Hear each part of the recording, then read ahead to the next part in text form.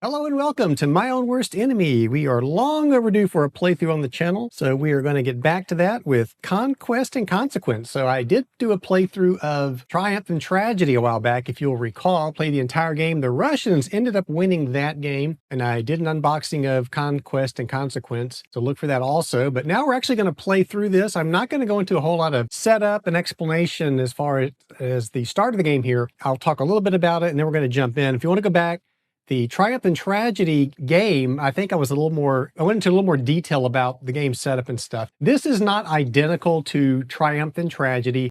I know people say that this game is more complicated, but I don't really agree with that. I don't think it's any more complicated. It is different. You have the theater in China, which you don't really have in Triumph and Tragedy. This plays a lot differently. This portion of the game is its own theater, and it plays differently than the rest of the game. So there's differences for sure. There's islands, islets, islet bases, and there are differences, but I don't think it's any more complicated to learn or play. The game is set up, and I am going to be using, let me grab my rule book here because I printed this out. This game has a living rule book, and yeah, so this is version, you look under the graphic there, the version 1.1e of the rules.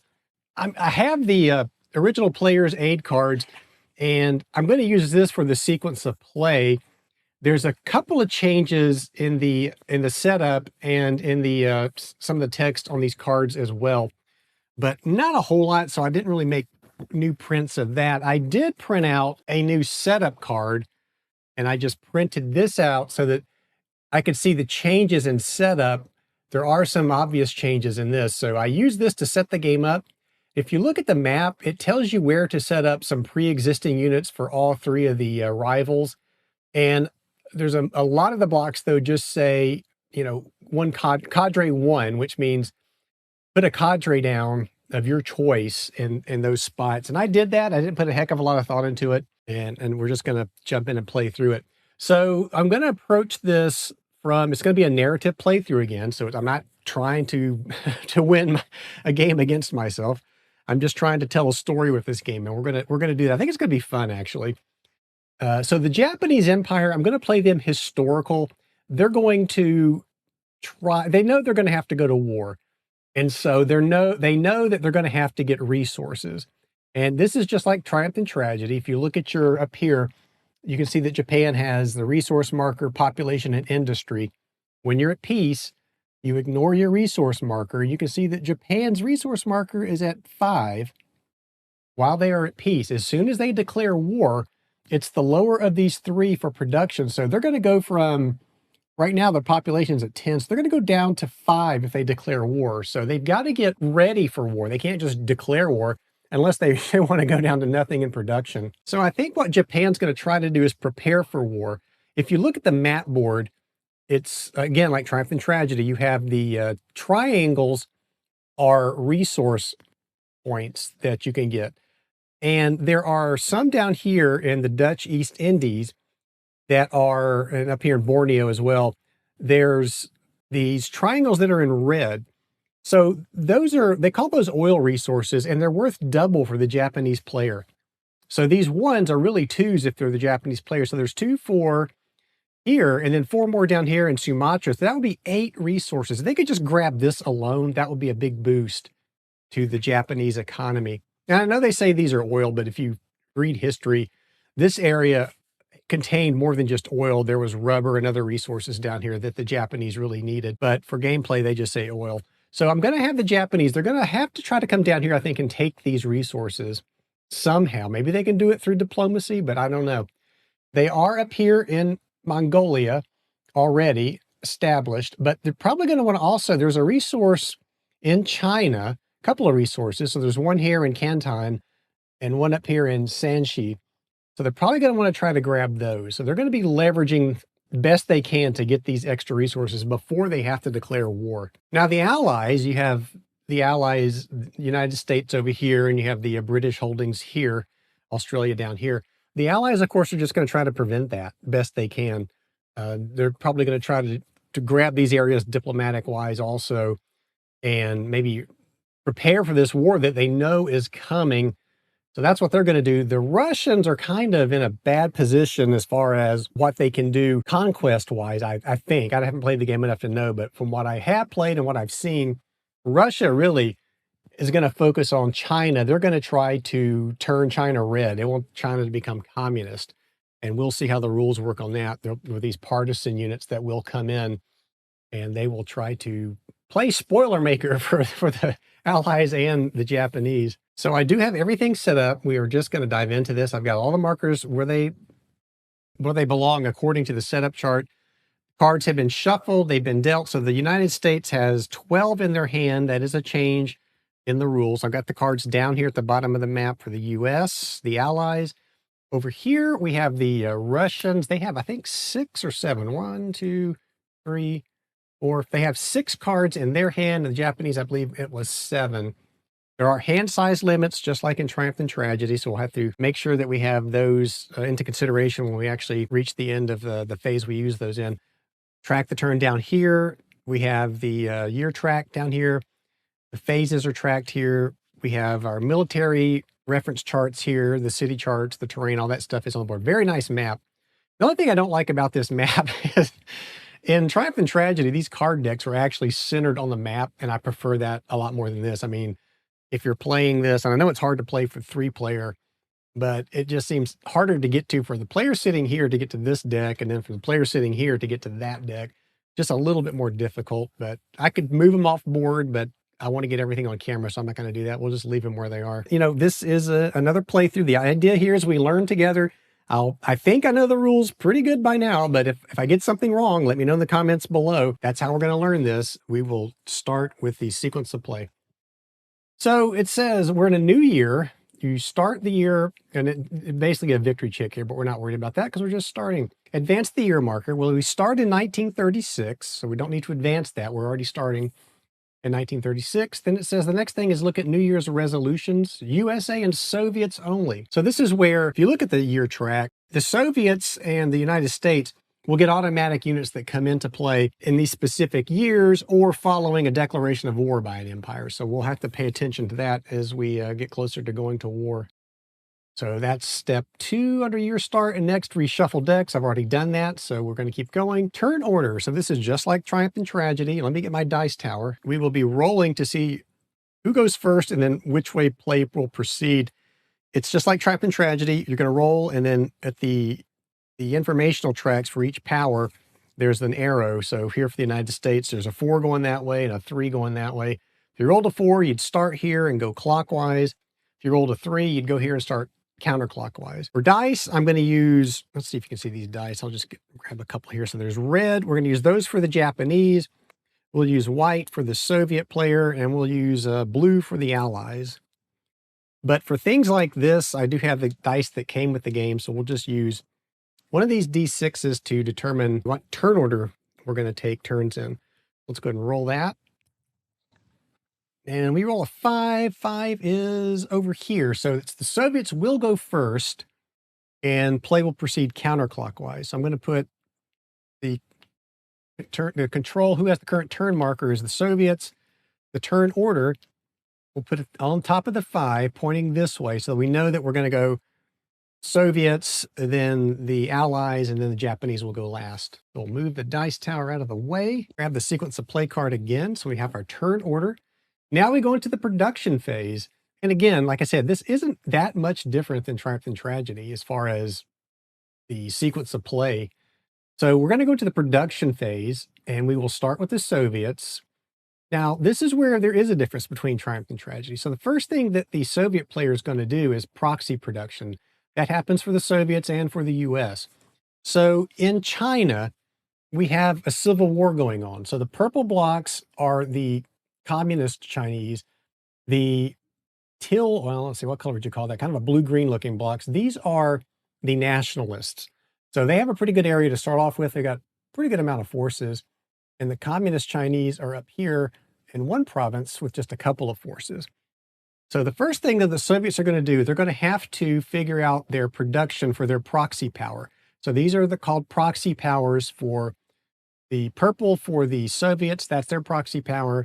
this blue-green color for the Allies, that's their proxy power. So starting with the Soviets' proxy power production first, you'll notice over here they have two purple blocks representing their forces in, well, actually, it's the Communist Chinese forces. We're just tracking them on the Soviets chart. So it works the same way for these proxy powers. You're going to look at the lower of these two blocks. And in this case, this muster value block is at 2. So the Soviets will get to draw 2 action cards, add them to their hand, at least their side. They won't be able to look at them until production's over. But they're going to be able to draw 2 action cards and put them aside, and that's going to be their proxy production. So they're going to draw 2 action cards. They're going to go 1, 2, and we won't be able to look at those yet. Not until the end of production will the Soviets be able to look at that. So this is their regular hand. There are 7 cards, or the 6 cards they drew at the start of the game are here. So now they've completed proxy production for the Soviets. We're going to now go into the actual Soviet production. So we look at their track over here. We ignore the resource marker because they are at peace. So the lower of population and industry will be industry, and they're currently sitting at 4. So they will get 4 production points. All right, so I'm going to grab a marker. We'll track the production point spending with this as we spin down. I know you can track it on the board, but I'm going to use this. I like using these little counters. So they have 4 production points to spend. What do they want to spend it on? And like I said, the Soviets here, it's kind of different for them. They're really looking to get influence in China mostly. So there's also some technologies. This is the investment deck up here. There's some technologies they would love to have to help do that. I think we're going to spend 3, take us down to 1. I'm going to get 3 investment cards because there is a technology in here that would, I think it's the partisan guerrilla technology that they would really love to have. So they're going to draw 3 investment cards. Now they're down to 1. I think for this 1, we're just going to increase one of our military blocks. I'm going to increase an infantry block to 2 up here. And that's going to do it for the Soviet production. And already I notice I'm behind in my phase marker. We should be in the production phase. Let's move that up to the production phase. So the Soviets went, we come this way, counterclockwise. So now the Allies are going to go. So the Allies, first thing they've got to do is their proxy production for nationalist China. Look at the 2 blocks over here for nationalist China, and the lowest of the 2 is sitting at a 1. So for now, the Soviets they get action cards for proxy production. The Allies will get PIPs, build units, for the nationalists. So they can either increase the value of an existing cadre, or they can add a cadre to nationalist China. And so in this case, the Allies are just going to up this block, infantry block, up to a 2. They only got 1 pip to spend, and that's how they spend it for proxy production. Now the US side gets to calculate how much it gets to spend production wise. So again, we ignore the resource marker because they are at peace. So the lower of population and industry is 6. So I'll grab my counter. We'll click this around to 6. And the US will get to spend 6 production points. So I think, like the Russians did, the Soviets, I think they're going to spend 3 of these and get 3 investment cards. So 1, 2, 3. We'll put those down here. That leaves 3 more. I think they're going to spend another one to build a fortress in Hawaii, taking us down to 2. And so normally you build your cadres in your home territory. There's an exception with forts and I believe special naval landing forces for the Japanese, that you can build those outside of your home territory as long as it's in one of your friendly territories. I think we're going to increase, with these last 2, we're just going to spend them increasing this carrier unit in Los Angeles. And I'm going to increase this Marine block up to 2.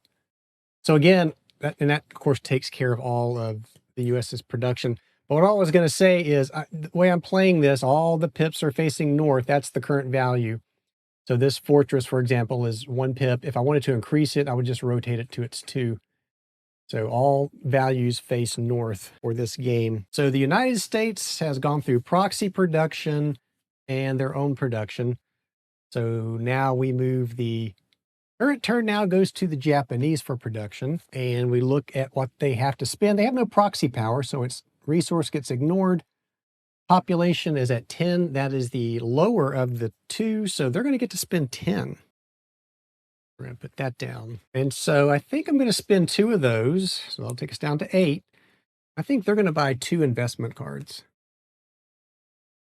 We'll give those to the Japanese. Now the rest of these, actually, you know what? They're going to buy 3 as well.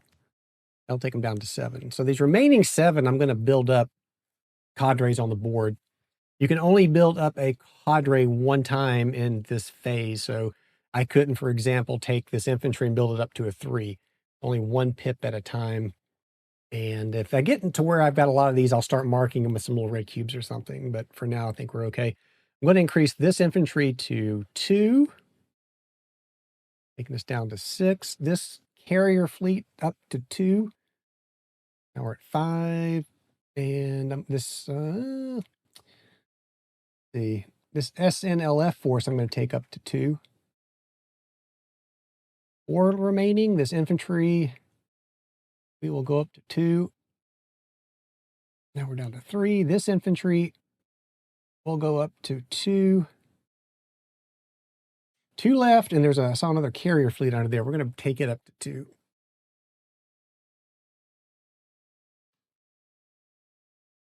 And that leaves us 1. And with this 1, I'm going to take, there's an air unit back here that I'm going to take up to 2.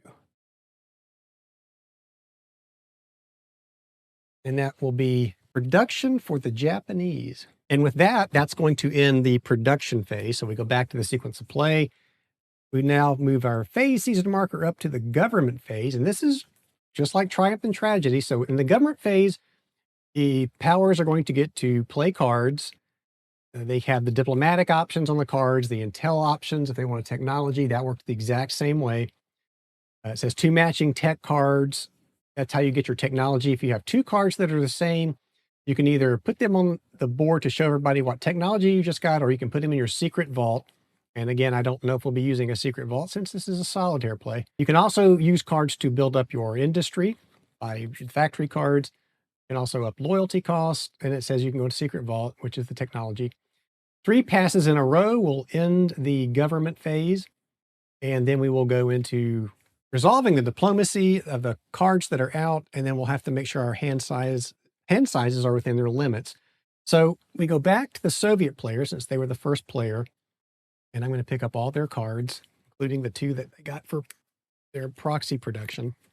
And so the current Soviet hand size limit is, did I put a counter out for that? I don't think I did. It's actually on the board though. It's 6. So they're well above that. So 1, 2, 3, 4, 5, 6, 7, 8, 9, 10. They have 11 cards in their hand. So they're over by 5. So the Soviets will get to take 1 action and then play will go to the next player. One thing I forgot to do, just dawned on me. I didn't pick out the peace dividend. So that's something we should have done at the start of the game. I talked about it, but didn't do it. It doesn't really matter. This really will just help with the victory points at the end. So should have done this first. Let's go ahead and do it. We'll start with the Soviet player first. So the Soviet players draw a nothing. And then the US player draws a 1. And then the Japanese player draws a 1. And you get those if you're at peace the previous turn. You haven't been in a battle. So everybody will get one of those that meets those requirements. So yeah, I forgot that, but there you go. So it's not a big deal. All right, so the Soviets are going to play a card here. So let's see what they might want to play. So one of the things that the Soviet player can do is normally you would play this action card or one of the ends. So you have Peiping or Canton here to place an influence marker into it if you were trying to influence it diplomatically. But the Soviet player can actually use these cards to place partisans. So the Soviets, I'm going to say, are going to play the Canton card to place a partisan in, well, not Canton.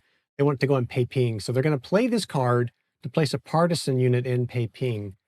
We'll grab a partisan and put it there. And then we will discard the action card. We'll just discard it over here next to the action deck. So that was the Soviet card play, or government phase card play, I should say. So now we'll go to the US side, who's got a very large stack of cards here. Let me look through these and we'll see what they might want to do. So I think that they're going to play the Birds of a Feather card. Now this card is a wild card, and you can see there at the very top, USA, and there's an asterisk that says USA 2 influence in China.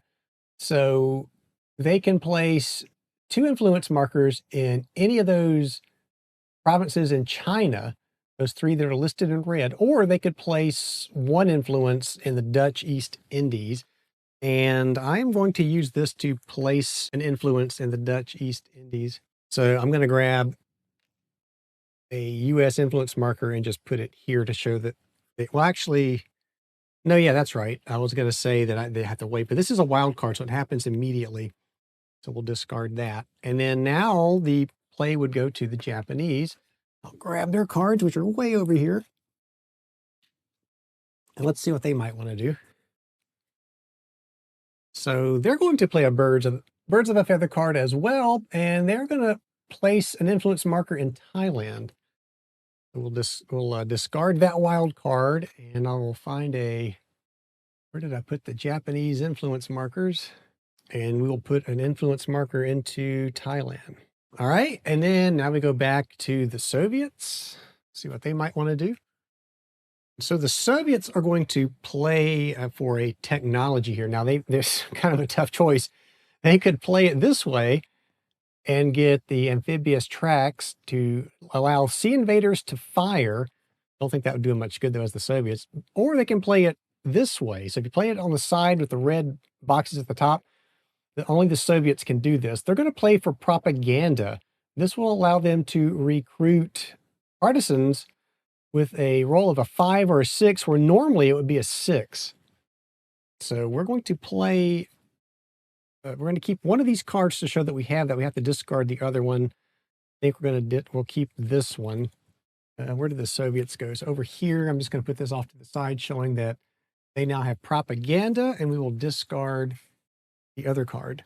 Okay, that was the Soviets. Now we will go back to the United States. United States, wanting to keep Japan out of the Dutch East Indies, will play an influence card. Now you don't put a marker down yet, you just put this down showing that they are playing that card. I'll put it down here so we can see it. And then we'll go now to the Japanese again. The Japanese will do something similar. They're going to play this Peiping card. It's hard to see in the glare there, but it says, I'll let you see it if you didn't see it, so I put it down. So it is the Peiping card face up, top up, so we know they're playing that. And now we go back to the Soviets. The Soviets are going to play a Bird of a Feather card, and they are going to put an influence marker into Mongolia. I have a Soviet influence marker, and that will go into Mongolia. All right, that was the Soviet card play. Now we're going to go back to the Allies. So they're going to play this nationalism card. So this lets the USA, any neutral in China, you can place 2 influence markers. So they're definitely going to want to play that. So I'm going to grab 2 influence markers. Now these will be nationalist China influence markers, not US or not allied markers. So we can put 2 of these in any one province. So they're going to put these in, let's put them in Tsingtao up here. So 2 nationalist influence markers go into Tsingtao, and I'm probably mauling these names, but that's okay. I don't really care. You can correct me below if I do, and I'll try to pronounce them correctly in the future. So that was the US card play. Back to Japan. Japan is going to play a second Peiping card. We'll go back to the Soviets. And a quick count. The Soviets have 7, so they're only 1 above their limit. And you know what? So one of the things that you can do, so right now the US still has more cards than anybody. They're way over their limit. Japan has a couple cards over their hand. And so one thing you can do is you can just let the US player play down until he reaches equal to one of these other powers. Or so what I'm saying here is the Soviets don't have to take an action. They could pass and just let the US player play down, or just pass and just keep going around. So I think what I'm going to do is I'm going to pass for the Soviet player and then come back to the Americans since they have a lot of cards. And remember, 3 passes in a row would end the government phase. But for now, just the Soviets had passed. If another side plays, it will go back around to the Soviets. So the US is going to play this ties that bind card, and they're going to place an influence marker into the British Empire. They really would like to be allied with the British Empire. So that's going to place a US marker, influence marker, into the British Empire. We'll just put it here so we know they're starting their influence. And now we will go to the Japanese player. The Japanese hold 7 cards in their hand. That's their limit. They can hold those without any fear of losing any. So they're going to pass. We'll just put this back over here so I can grab it easier. So they'll pass. It'll come back to the Soviet player. Let's see if they want to do anything, or do they want to pass? They are currently 1 over their hand limit. They're going to play a card. They're going to play, this is something only the Soviets can do. They're going to play this partisans card. So this will allow the Soviets to place partisans in areas that they normally wouldn't be able to. Like we saw them put down partisans in Peiping here through a diplomacy card, but there are no diplomacy cards for Nanking or Korea, Mongolia. So these purple partisan cards are good for that. So they're going to place a partisan in Korea.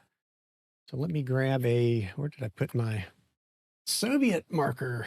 Not marker, not influence, but actually a partisan unit. So they're going to put a partisan in Korea. And we'll discard that card. They are now down to 6 cards, which is their hand limit. And now we go to the allies, and let's see how many cards they have in their hand here. They have 11 cards in their hand. Their hand limit is 8. So they're 3 over. So they are going to play a British Empire card. So that will potentially get them more influence into the British Empire. Now we go to the Japanese, and I think they're just going to pass. So that was the Japanese. Now we're back to the Soviets, who probably will pass, but let's see.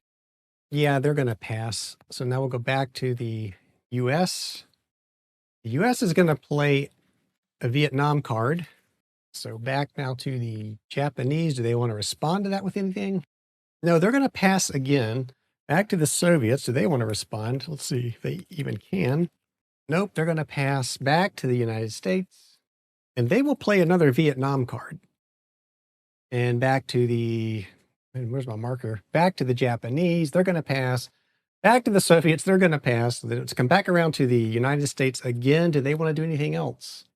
So the US is going to play another Brothers in Arms card, and they can play this in the British Empire, the Dutch East Indies, Vietnam, or Mexico. They're going to place this with the British Empire. So that's going to be another US influence marker in to the British Empire. And actually, note the little, let's see if you can see this. There's a little UK flag up there. So that really, this first one they put in probably should have been one of those as well, just to show that it is they're influencing the British Empire. And we'll discard that. Japan will pass. The Soviets will pass. It'll come back to the United States. Do they want to play anything else here? And they do. They're going to play for this technology. So they have autocannon, anti-aircraft. So that's going to give fleets an A2 and carriers an A3. That's pretty powerful. So they're going to keep one of these and discard the other. So we'll put this down here to show that now the United States has autocannon.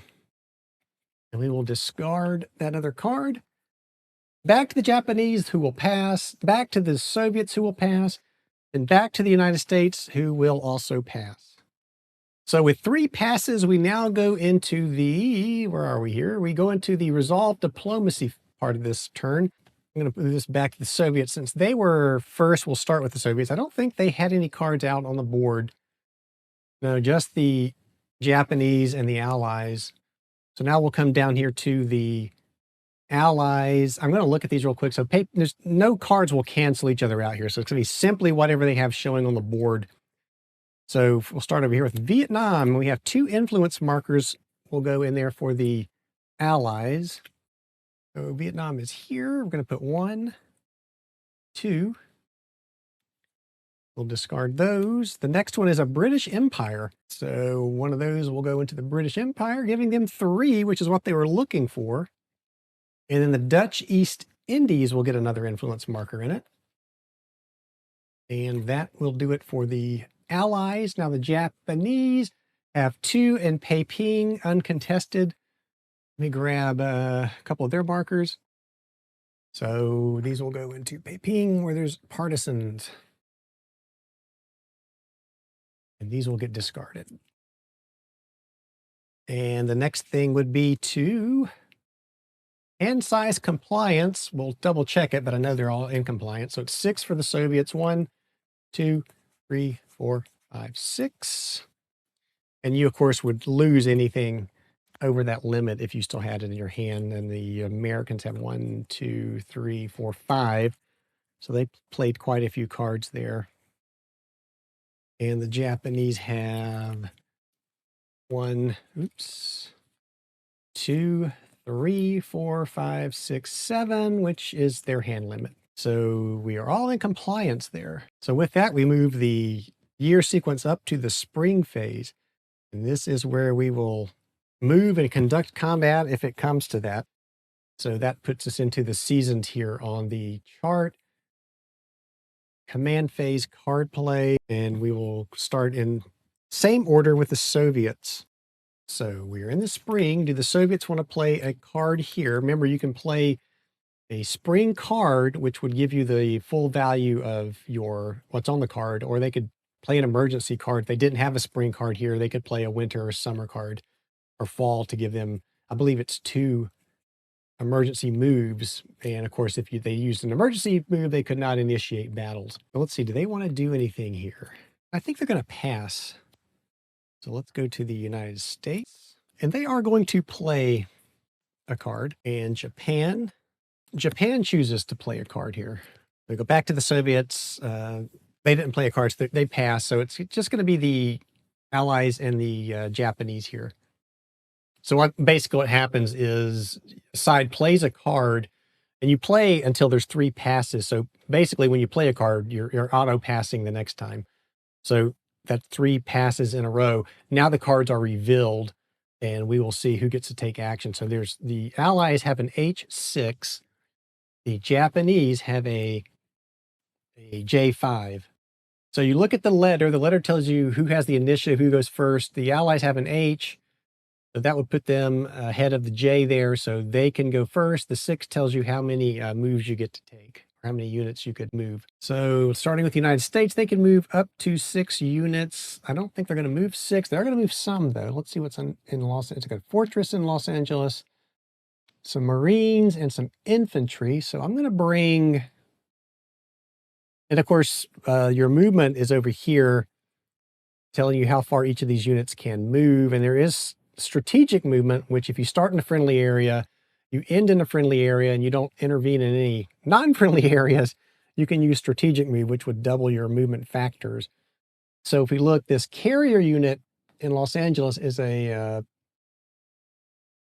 let's see, is a move 3. And the asterisk means it can rebase. So they can move 3. So they're going to move out to Hawaii. So it would be 1, 2, 3. They have enough to get there. Of course, with strategic move, they have more than enough to get there. So we're going to move that one forward. And I probably do need to get some little red cubes to show that these have moved, but we're going to remember. I'm not going to move a whole lot. So they're in Hawaii. So I have 5 remaining that we can move. What do we got up here in Seattle? Let's split those apart so I can see a little bit better. And this air unit sitting over here in Chicago, how far can it fly? 4 if I do strategic. So 1, 2, 3, 4. It can't quite get there. Let's go ahead and bring this one forward to LA. Now we have 4 left, but I think that is all we are going to do. So just a little bit of shuffling around there initially. Anyway, now Japan and move 5 units. So let's see what they want to do. So they're going to, where's my counter? Let's get the counter out so I make sure I don't. So we know they can move 5. They're going to bring a carrier fleet down. We'll bring this one down.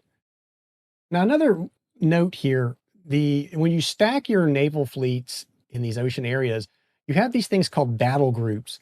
If you keep them split up like this, these are separate battle groups. Then they can travel separately. When they engage, though, in combat, you'll determine which order that you can attack with the battle groups in. So if we moved 3 battle groups into an enemy battle or enemy fleet that was here, we would choose which of the 3 battle groups we would want to attack first into that enemy unit. So just be aware of that. So I'm going to bring a carrier.